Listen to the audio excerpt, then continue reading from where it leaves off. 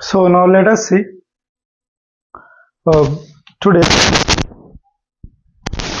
we will be covered some questions, right? So पहले के questions करवाऊं आपको, कुछ इंक उंक इसमें भरा जाए।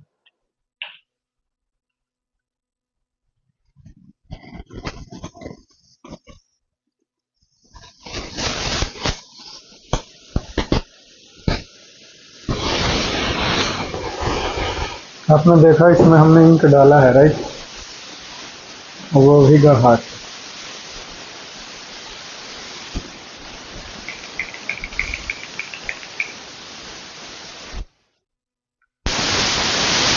So now ready? कुछ questions.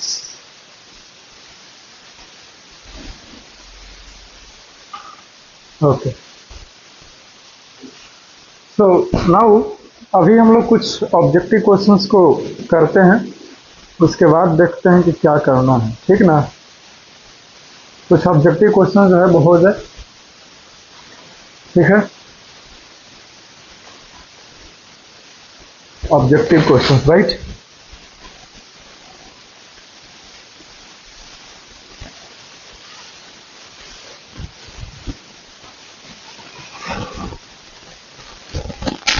Multiple choice question,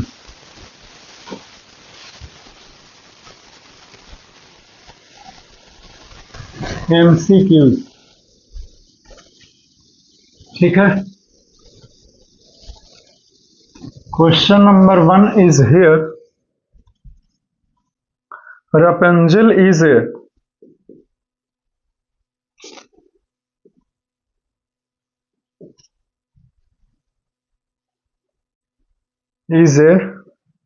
in a German fairy style.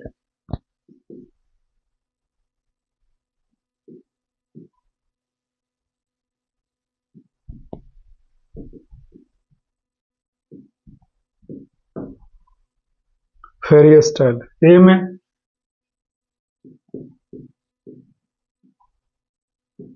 School girl, B में golden haired girl, golden haired girl, wicked विच,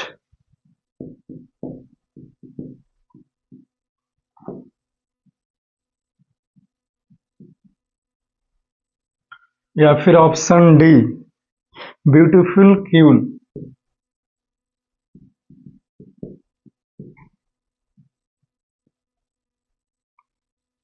clear? Question number 2 देखो।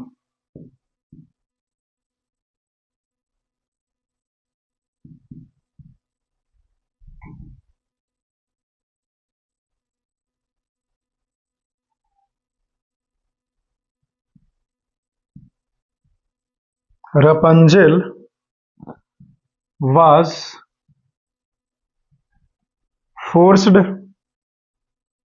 to live in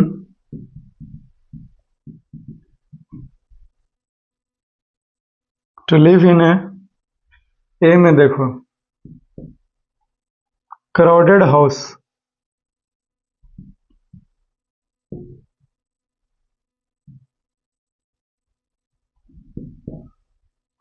बी में haunted house,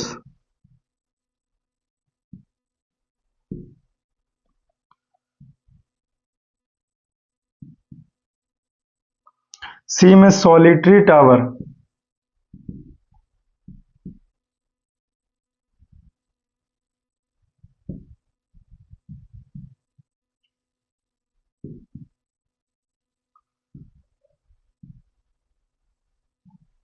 D में है large city. Clear? इसको हम लोग करते हैं, बहुत आसान ऑब्जेक्टिव क्वेश्चन है ये। रपंजिल जो थी वो जर्मन फेरी स्टाइल का वो क्या है? रपंजिल के बारे में क्या बताया था कि इसके पास एक गोल्डन हेयर्ड गर्ल है, यानी कि जो रपंजल है बहुत ही ज्यादा ब्यूटीफुल खूबसूरत लड़की थी, जिसका बाल जो था वो गोल्डन कलर का था, समझे, सोने के रंग के जैसा था, एकदम पूरा चमकीला ब्राइट। बीक्ड विच तो नहीं होगा, ब्यूटीफुल क्यों, रानी तो नहीं थी कहीं के रपंजल, ठीक ना, स्कूल गर्ल भी नहीं थी। अगर अमांडा रहता कि अमांडा इज ए, तो वो स्कूल गर्ल हो सकता था, लेकिन यहाँ पर रपंजल है इसलिए गोल्डन हेयर्ड गर्ल होगा। क्लियर है, तो option B is the correct one. Question number 2, Rapunzel was forced to live in, Rapunzel को कहाँ एकदम जबरदस्ती रखा गया था, तो सॉलिटरी टावर में रखा गया था। कहाँ? सॉलिटरी टावर में। जब आप रपंजल को का मूवी देखे होंगे, ठीक ना, तो आपको पता होगा कि वो सॉलिटरी टावर में उसको कैद करके एक डायन ने उससे रखा था। क्लियर? तो दो ऑब्जेक्टिव क्वेश्चन जो है वो खत्म होता है। इसको लिख लीजिए, फिर इसको क्लीन करके फिर आगे और ऑब्जेक्टिव क्वेश्चंस मैं करवाता हूँ। क्लियर है? लिख लिया इसको? नहीं लिखा तो लिखो, मैं मिटाऊंगा तब ना आगे फिर और क्वेश्चंस होगा। Is it clear now?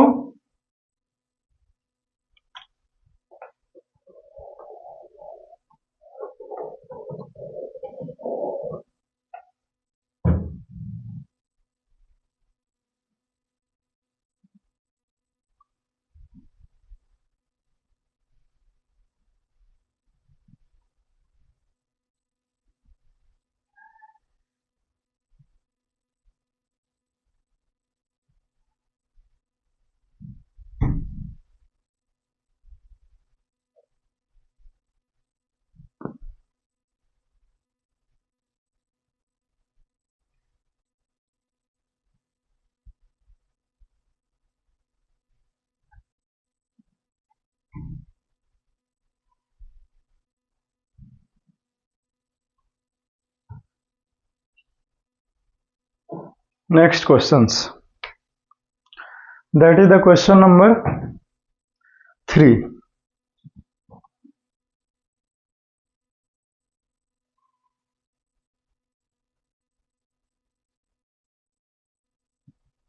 Question number 3 देखो। क्वेश्चन नंबर 3 है, what is the meaning of स्लॉचिंग?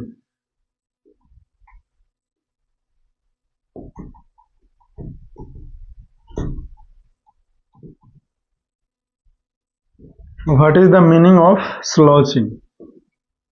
SLOUCHING.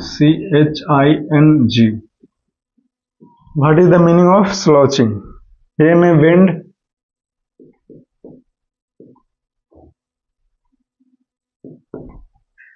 B में sit in a lazy way,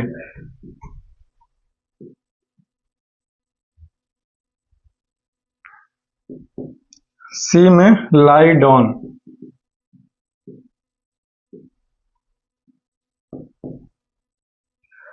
D में है bend backwards,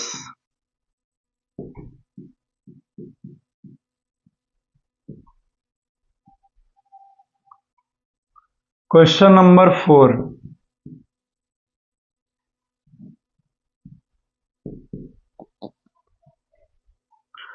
what could Amanda do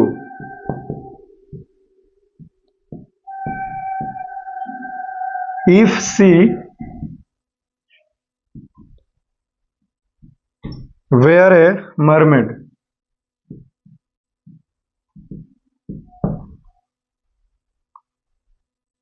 A में है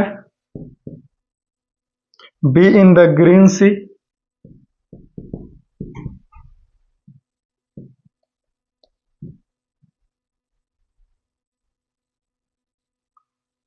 B में है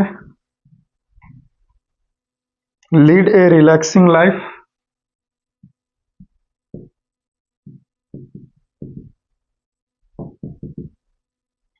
क्लियर? C में है all of the above,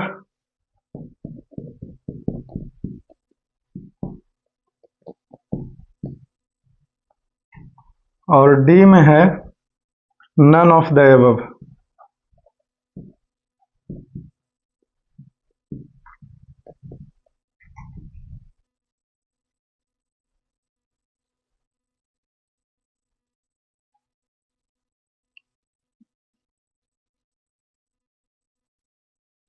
clear?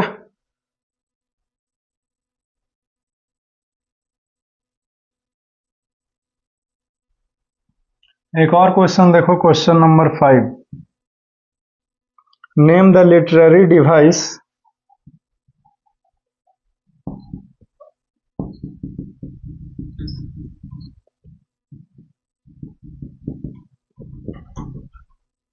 used in the line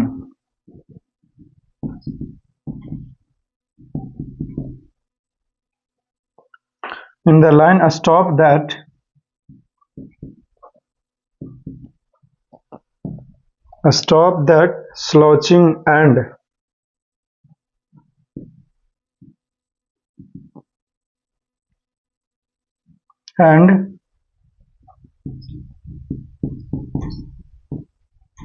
sit up straight.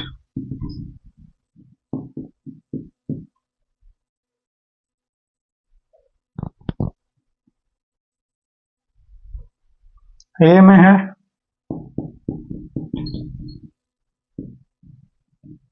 Anaphora, B में है एजोनेंस,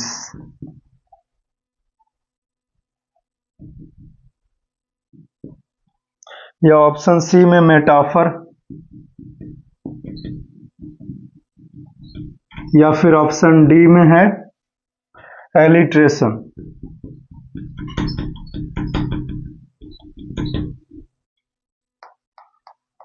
क्लियर? तो ये कुछ है ऑब्जेक्टिव क्वेश्चंस। बताओ इसका क्या आंसर होंगे?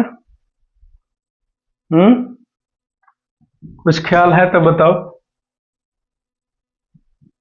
है ना?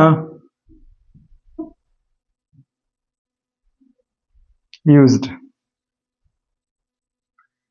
तो क्वेश्चन नंबर 3 में है what is the meaning of slouching. Slouching का मतलब बताया था जब पोएम पढ़ा रहे थे कि इस तरह से बैठना जैसे ये दिखाता हो कि तुम बहुत ज्यादा थके हो, तुम आलसी हो, तो इस तरह से सीट करना यानी कि बैठना जो कि दर्शाए कि तुम लेजी हो, आलसी हो। क्लियर है? तो सीट इन ए लेजी वे। क्या ऑप्शन सही है तीसरा का? बी होगा। स्लॉचिंग का मतलब है सीट इन ए लेजी वे, आलसी रूप से बैठना को स्लॉचिंग बोलते हैं। Question number 4 what could Amanda do if she were a mermaid. अगर अमांडा एक जलपरी होती तो वो क्या करती? To be in the green sea, हरे रंग के समुद्र में रहती, पहला ऑप्शन सही है। लीड ए रिलैक्सिंग लाइफ, और वो अपने जीवन को एकदम आराम से व्यवस्थित तरीके से जीती, एकदम शांति से जीती, ये भी सही है। All of the above, none of the above, नहीं, ये दो तो सही है, तो all of the above. Question number C जो है, मेरा मतलब है कि चौथा का ऑप्शन सी करेक्ट है। अगर अमांडा एक मरमिड होती तो वो हरे रंग के समुद्र में रहती, ठीक है, और रिलैक्सिंग यानी कि शांति से वहां पर रहती, तो इसीलिए ऑप्शन सी सही है, all of the above. Question number 5 name the literary devices. ध्यान दो, name the literary devices used in the line a stop that slouching and sit up straight। a stop that slouching and sit up straight, इसमें कौन सा literary devices या फिर poetic device use हुआ है? तो ये देखो, यहाँ पे सा का साउंड रिपीट हुआ है, सा, यहाँ पे भी सा, यहाँ पे भी सा, और यहाँ पे भी सा, तो ये एलिट्रेशन है। क्या है? एलिट्रेशन है। क्लियर है? तो ऑप्शन डी जो है वो करेक्ट है, सही है। तो ये हमारा कुछ 5 ऑब्जेक्टिव क्वेश्चंस था जो इंपॉर्टेंट था, तो मैंने आपको जो है वो करवा दिया, तो ये खत्म होते हैं। क्लियर है? पांचों ऑब्जेक्टिव क्वेश्चंस को आप इसको लिख लीजिए एक बारी से, फिर हम लोग एनसीईआरटी का क्वेश्चन आंसर 9 वो दिया हुआ है, बारी बारी से सबको करते हैं। क्लियर है? लिख लिया इसको तो मैं मिटा सकता हूं।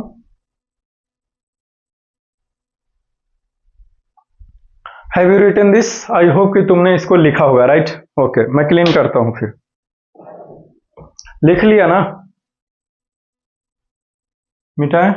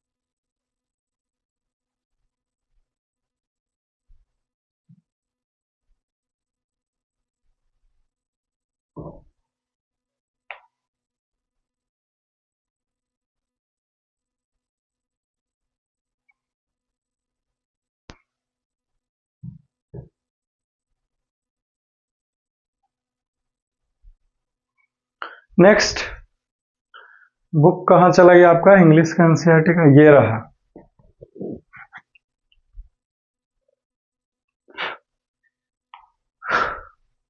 ये रहा, राइट। कहाँ है अमंडा, अमंडा, ये रहा। क्लियर है? Answer the following questions. Page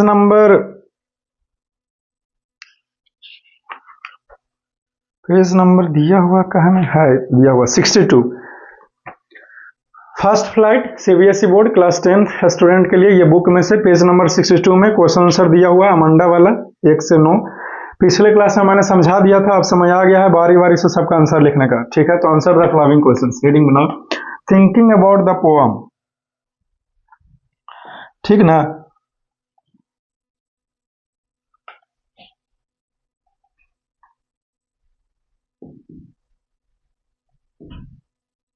answer the following questions.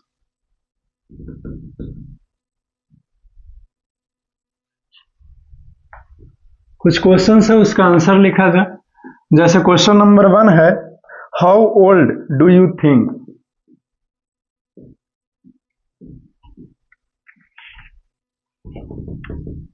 How old do you think Amanda is.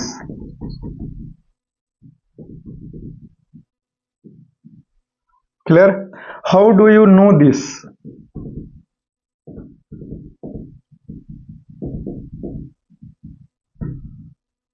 How do you know this. तुमको क्या लगता है कि जो अमंडा है वो कितनी साल की होगी, और how do you know this, और तुमको कैसे पता चला कि वो इतना साल की होगी। तो आंसर लिखिए, we think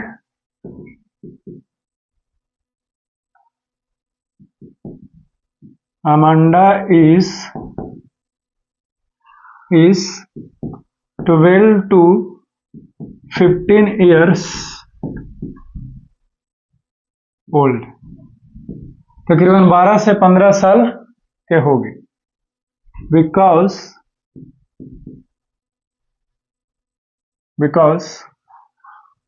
as we know from the pome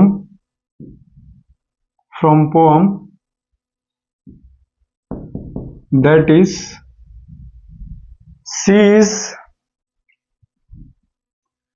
she bites her nail in complete homework, uncleaned room and their shoes.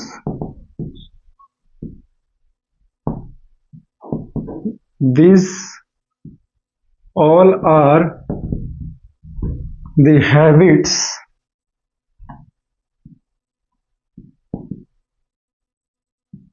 of a teenager school girl। खत्म हो गया? क्लियर है? तो अमंडा जो है वो 12 से 15 साल की एक लड़की है। हमको कैसे पता चला? तो हमको पता चला कि पोएम में अमंडा जो है वो क्या कर रही है, नाखून काट रही है, उसका होमवर्क पूरा नहीं है, उसके शूज अपना नहीं क्लीन करती है, जिस कमरे में रहती है उसको भी साफ सफाई नहीं करती है। तो ये सारा हैबिट्स जो है वो तो कोई एक टीनेजर स्कूल एज की लड़कियां ही ऐसा कर सकती है कि नहीं? बड़ी लड़कियां ऐसा थोड़ी करती है, क्योंकि वो तो फिर समझदार हो जाती है। टीनेजर का मतलब होता है, साइंस में भी पढ़ाए हुए हैं कि 13 से लेकर के 19 ईयर्स वाले लड़का या लड़कियों को टीनेजर कहा जाता है। क्लियर है? समझ गया ना? तो वहीं 12 to 15, ठीक है, जो भी हो। अब 12 से 15 भी लिख रहे हो तो भी सही है, लगभग वही है। क्वेश्चन नंबर 2 देखो, यहाँ पे 12 to 15 भी सही है, 13 to 15 भी सही है। Clear? Question number 2, okay. Who do you think is speaking to her? who do you think is speaking to her? तुमको क्या लगता है कि ये अमंडा से कौन बात कर रहा है या कौन बात कर रही है? तो हमको लगता है कि उनके कोई पेरेंट्स बात कर रहे हैं, मम्मी या फिर दादी जी, है कि नहीं? क्या लगता है वो पूछा है, पोएम में नहीं दिया हुआ क्लियरली, तो अपने मन से कुछ भी लिख सकते हो। We think that her parents, उसके गार्जियन, दैट इज मदर, मान लेते हैं कि mother is talking to her, हम लोग मान लेते हैं कि उनकी मम्मी जो है वो उनको डांट रहे हैं, अमंडा को, टॉकिंग टू हर। खत्म हो गया आंसर, समझ में भी आ गया। Question number 3, why are strangers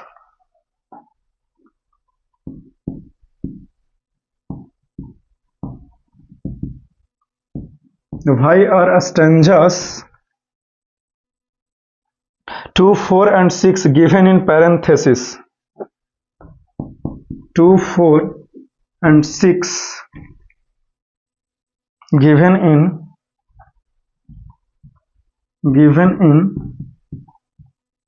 parenthesis। Clear है? मतलब कि जो स्टैंजा 2, 4, 6 है वो पैरेंथेसिस का मतलब होता है ब्रैकेट, समझे? वो ब्रैकेट्स में क्यों दिया हुआ? ब्रैकेट्स में अलग से स्टैंजा में इसलिए दिया हुआ है 2, 4, 6 पैराग्राफ, क्योंकि इसको में क्या हो रहा है कि वो जो बच्ची है अमंडा, उसके मन का मानसिक स्थिति है वो, यानी कि उसको कल्पना है, एक्चुअली में ऐसा हो भी नहीं रहा, ना कोई बोल रहा है, वो खुद ही अपने मन में ही एक इमेजिनेशन वर्ल्ड क्रिएट की हुई है, इसीलिए वो स्टैंजा को ब्रैकेट में दिया हुआ।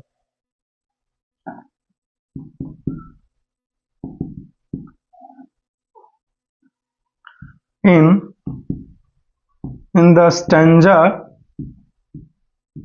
2, 4 and 6, Amanda 2, 4, 6 6 are, ऐसे लिखो,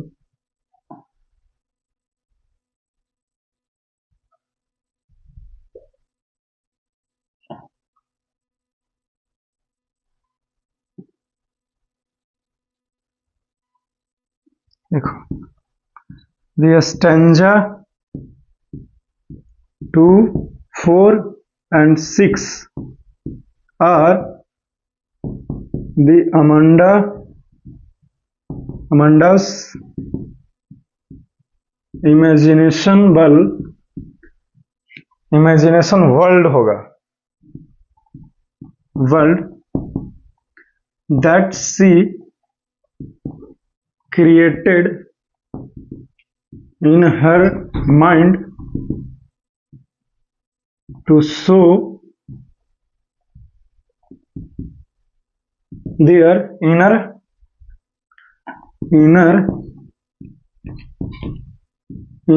THOUGHTS inner thoughts और फीलिंग्स। ठीक है, तो जो स्टैंजा 2, 4, 6 है उसको वो क्या है, तो अमंडा का एक इमेजिनेशन दुनिया है, काल्पनिक दुनिया है, जो उसने अपने दिमाग में ही बना करके रखी है, किस लिए? ताकि उसका अंदर की भावना, अंदर के विचार, अंदर के थॉट को दिखाने के लिए कि वो एक्चुअली में वो क्या चाहती है और उनके पेरेंट्स क्या उससे चाह रहे हैं। ठीक है, तो ये खत्म होता है क्वेश्चन नंबर 3 का आंसर, इसको लिख लीजिए। क्वेश्चन नंबर 1, 2, 3 खत्म होता है, फिर 6 क्वेश्चन और फिर हमारा एनसीईआरटी क्वेश्चन आंसर से पीछा छूट गया, फिर हम लोग मूव कर जाएंगे प्रैक्टिस पेपर के क्वेश्चन आंसर की ओर। ठीक ना? तो इसको लिख लीजिए। लिख लिया? मिटा दें तो है ना जी, जब लिख लेवे किया तो फिर मिटाने में क्या दिक्कत होना चाहिए, मिटा देता हूं, राइट?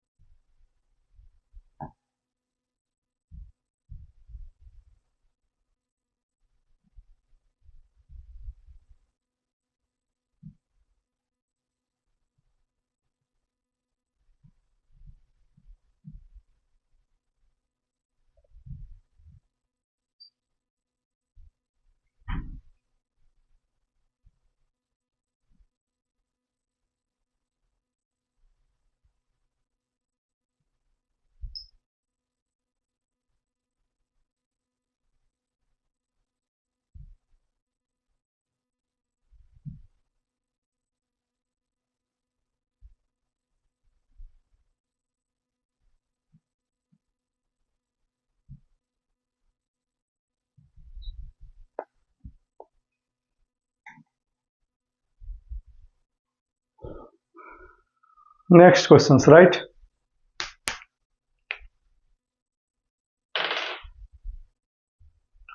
क्वेश्चन नंबर 4 देखो।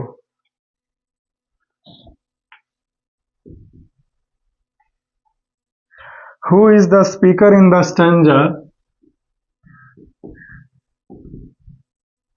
Who is the speaker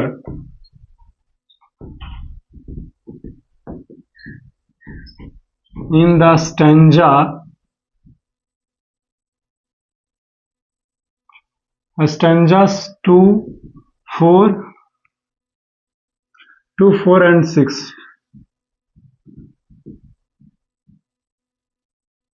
Do you think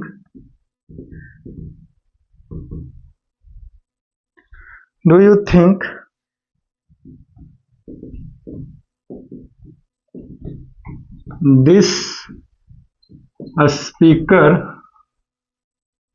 is listening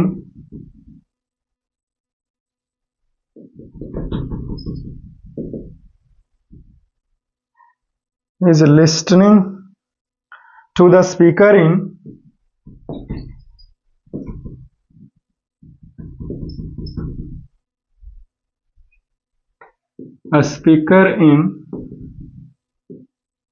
stanza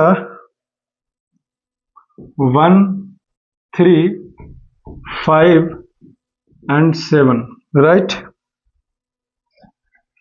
questions को समझो। क्वेश्चन है कि जो 2, 4, 6 स्टैंजा है उसका स्पीकर कौन है? तो 2, 4, 6 का स्पीकर है अमांडा, समझे? अमांडा का अपना दुनिया है 2, 4, 6 स्टैंजा का, है कि नहीं? 2 में स्टैंजा 2 में अमांडा अपने आप को जलपरी कहती है, 4 में अपने आप को अनाथ बोल रही है, स्टैंजा 6 में अपने आप को रापंजल कह रही है। तो उसका इमेजिनेशन वर्ल्ड है, तो स्पीकर कौन हुआ? अमांडा हुई, राइट। और जो स्टैंजा 1, 3, 5, 7 है कि नाखून मत काटो, है कि नहीं, ये ना करो वो ना करो, ठीक ना? जैसे आपको बता दें सोच करके कि स्टैंजा 1 में क्या बोला गया। तो स्टैंजा 1 में बोला जा रहा है कि नाखून मत काटो, शोल्डर मत झुकाओ, रीढ़ का हड्डी सीधा करके बैठो, ठीक है। तो अमांडा ने अपना दुनिया क्रिएट किया 2 स्टैंजा कि मैं जलपरी हूं, चुपचाप हूं, कोई कुछ कहने वाला नहीं। तो फिर स्टैंजा 3 में उनकी माता जी बोलते हैं अमांडा से, क्या है जी, क्या बोलते हैं 3 में? याद दिलाओ कोई।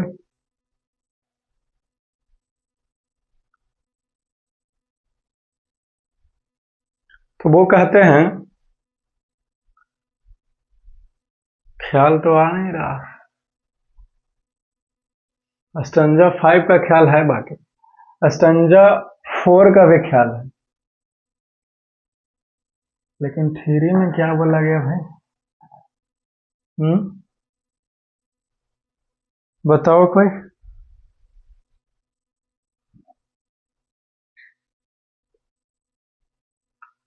पता नहीं कब याद आएगा।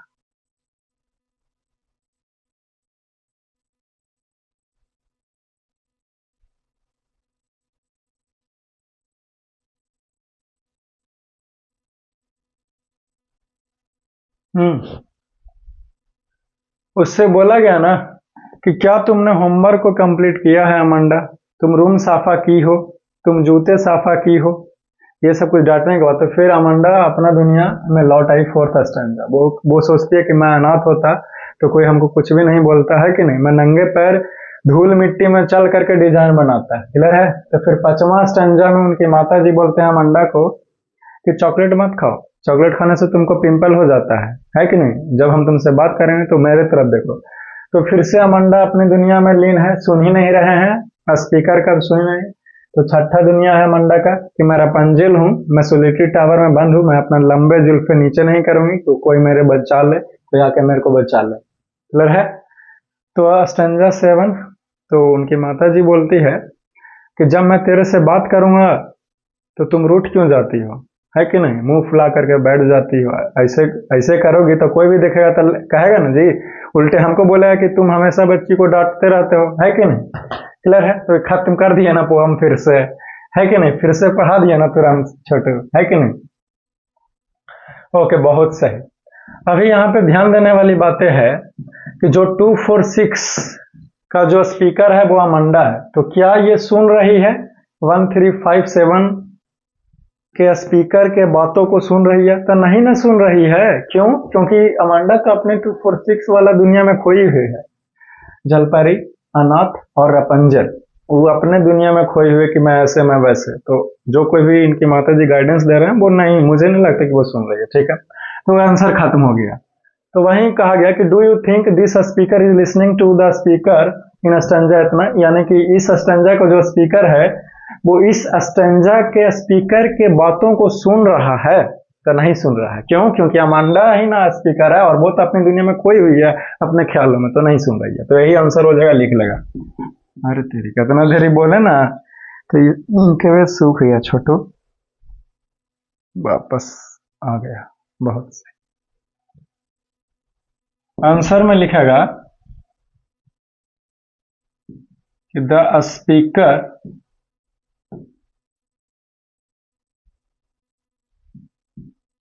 Of stanzas 2, 4 and 6 are Amanda. ठीक है, 2, 4, 6 स्टैंजा का स्पीकर कौन है? अमांडा। आगे लिखेगा कि वी डोंट थिंक, हम लोगों को नहीं लगता है। क्या नहीं लगता है? We don't think that the speaker of stanza 2, 4 and 6 are listening to the speaker of stanzas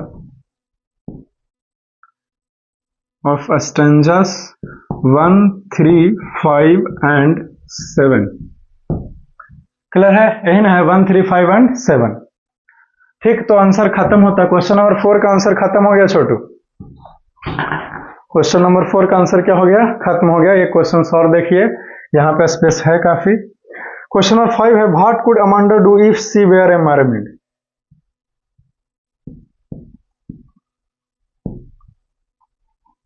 What could Amanda do if she were a mermaid? Amanda क्या करती अगर वो एक मरमेड यानी कि जल परी होती? है कि नहीं? तो आंसर लिखो। If Amanda were a mermaid, she can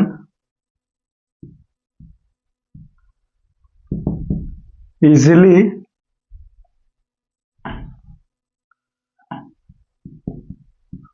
float. She can easily floating in a green sea where no one can disturb or give instructions.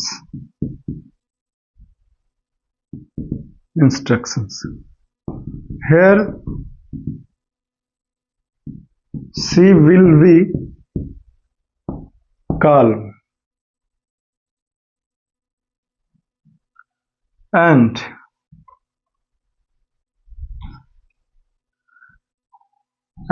enjoying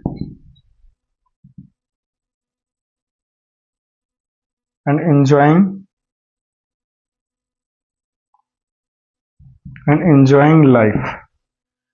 ठीक है, तो अमांडा एक मरमेड होती तो वो क्या करती? तो वो एक हरे रंग के समुद्र में रहती खुशी खुशी से, और जहां पे इसको कोई भी तंग ना कर सकता था, आसानी से चुपचाप मूव करती। है कि नहीं? क्योंकि ये परेशान हो चुकी है ना, है कि नहीं? कोई बार बार हमें तकलीफें दे तो हम उससे परेशान हो जाएंगे, है कि नहीं।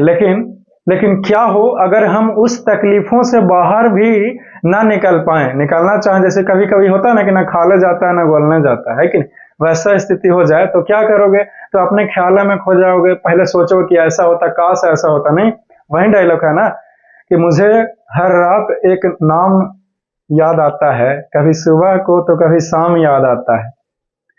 मुझे हर रात एक नाम याद आता है, कभी सुबह को तो कभी शाम याद आता है।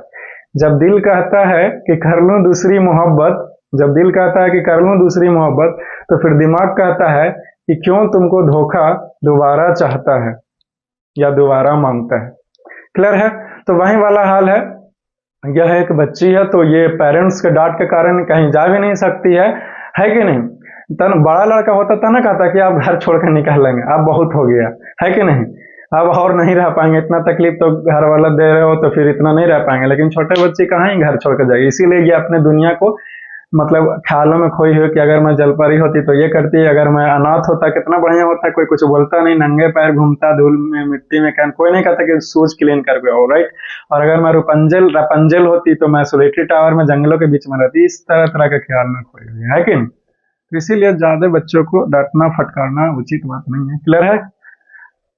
Clear, okay, is it clear now, okay. तो ये जो है वो क्वेश्चन 4, 5 खत्म होता है, इसको लिख लीजिए, मैंने आपको एक्सप्लेन करके समझा दिया बहुत डिटेल में। नेक्स्ट क्वेश्चन की ओर मूव करें, that is the question number 6, 7, 8 and 9। बोलो क्या बोलता है, कितना काफी है, काफी है या कॉफी है, ओके। जो कि चलो अब अगले क्लास में करवाएंगे 6, 7, 8, 9, ठीक ना। इसको लिख लीजिए, ठीक है। क्लियर है। तो इन सभी चीजों को आंसर में लिख लिया होगा। अगर फिर भी कोई तकलीफ है तो तुरंत आप मेरे से पूछ सकते हो, है कि नहीं। पूछोगे तब ना बताएंगे, है कि नहीं। तो मेरे को कैसे पता कि तुमको कहाँ पे तकलीफ है, कहाँ पे दिक्कत है। क्लियर है। See you soon in the next class and for that you must wait. Have a nice day, enjoy your day, take care.